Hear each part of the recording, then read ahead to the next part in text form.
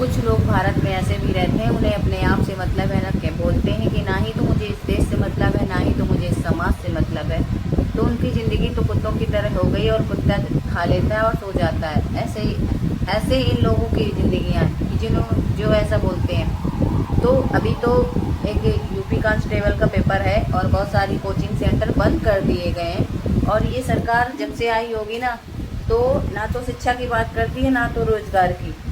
जो भी शिक्षा मिलती है उसे भी छीन लेती है और बंद कर देती है। ऐसे बहुत सारे पेपर लीक हो चुके हैं और सरकार कर भी देती है, ध्यान नहीं देती। अब जैसे कि अभी बहुत सारे कोचिंग सेंटर बंद हो गए, जो ऑनलाइन बच्चे पढ़ रहे थे, तो उन कमरों में जहाँ पढ़ाते थे टीचर, तो वहाँ वो कमरा सील कर दिया गया। प्रयागराज में भी सील कर दिया गया और भी कहीं किया गया है, मुझे ठीक से जानकारी नहीं है।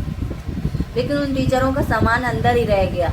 अब वो कोचिंग ऑनलाइन नहीं पढ़ा सकते, तो क्या इसकी जिम्मेदारी सरकार लेगी? इसका भुगतान सरकार करेगी? नहीं। सरकार ना तो रोजगार पे बात करती है, ना ही तो बलात्कार पे बात करती है। किसी बलात्कारी को अब तक इस सरकार ने किसी बलात्कारी को सजा नहीं दी है, किसी को फांसी नहीं हुई है और ना ही होगी, क्योंकि सरकार के बस की बात नहीं है। सरकार सिर्फ मुस्लिम, हिंदू ये सब बातें करती है और सनातन धर्म को बातें करती है। सनातन धर्म क्या खाने को देना आता है? किसी दुर्गा काली ने आज तक किसी औरत की, किसी लड़की की इज्जत बचाई है? किसी मंदिर में भी पुजारी बलात्कार कर देता है। पुजारी को बचाने के लिए बलात्कार उसने किया, किसी बच्ची का, उसको बचाने के लिए सनातन धर्म के लोग कहते हैं पंडित है, छोड़ दो, गलती हो गई। क्यों? पंडित है तो क्या गलती करेगा? किसी की जान लेगा? किसी की इज्जत लूटेगा? हाँ, अपनी उम्र से कम व्यक्ति के ऊपर चढ़ जाएगा? ये कहाँ का इंसाफ है? तो सरकार बिल्कुल भी एक्शन नहीं लेती। तो अपनी बहन बेटियों को संभाल के रखो, अपनी इज्जत तुम खुद अपनी बहन बेटियों की रक्षा करो, वरना कोई दूसरा नहीं आएगा बचाने। और कहते हैं सरकार भी नहीं आएगी, कानून भी पूरी तरह से ध्वस्त हो चुका है।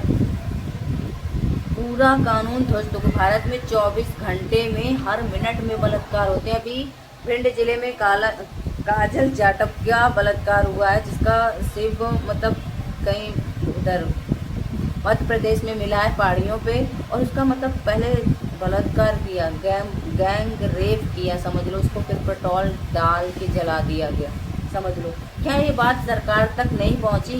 क्या किसी मीडिया वाले तक नहीं पहुंची? क्या कोई मीडिया वाला जानता नहीं है, गया नहीं? सब क्या हो रहा है समझ ही नहीं आ रहा है, लोगों के भी नहीं आ रहा है। अगर तुम लोग सच में कह रही हो अपनी आवाज़ नहीं उठा पाओगे ना, तो इससे भी बुरी हालत हो जाएगी, इससे भी बुरी हालत।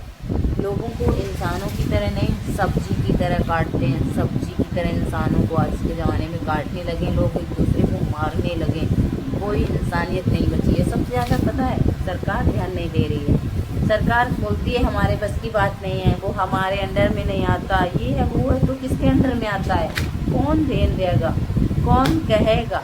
मेरी तो जुबान भी फिसलती है ऐसे शब्द बोलने पे भी। और ऐसा नहीं बोल नहीं सकते, बोल सकते हैं, सामने भी बोल सकते हैं, लेकिन ना कभी कभी मूड नहीं होता है और कभी कभी मन भी नहीं होता है बोलने का। और कभी कभी गुस्सा आती है, जब जोश आता है ना, तब बोलने की इच्छा होती है। कभी कभी जलन सी फील होती है। मेरा भी पेपर है, ऐसी कोई बात नहीं, लेकिन मैंने तो भाई ज़्यादा मेहनत नहीं की। लेकिन जिन बच्चों ने इतना पैसा बर्बाद किया, इतनी मेहनत की, उनकी ऑनलाइन क्लासेस बंद हो गई, उनको क्या कहोगे? कैसे पेपर देंगे? और अभी इसी वक्त ये हंगामा इसी वक्त होना था जब अभी पेपर होना था, अभी।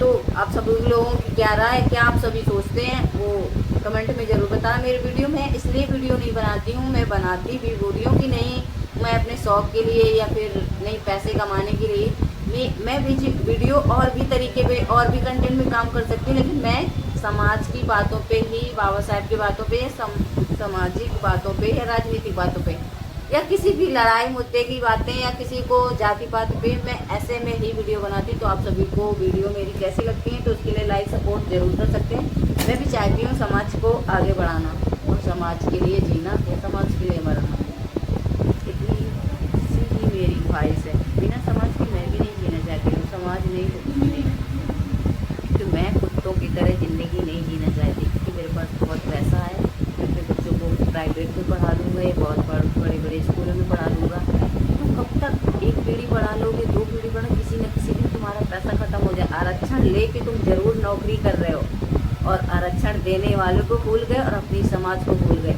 एक दिन ऐसा भी आएगा कि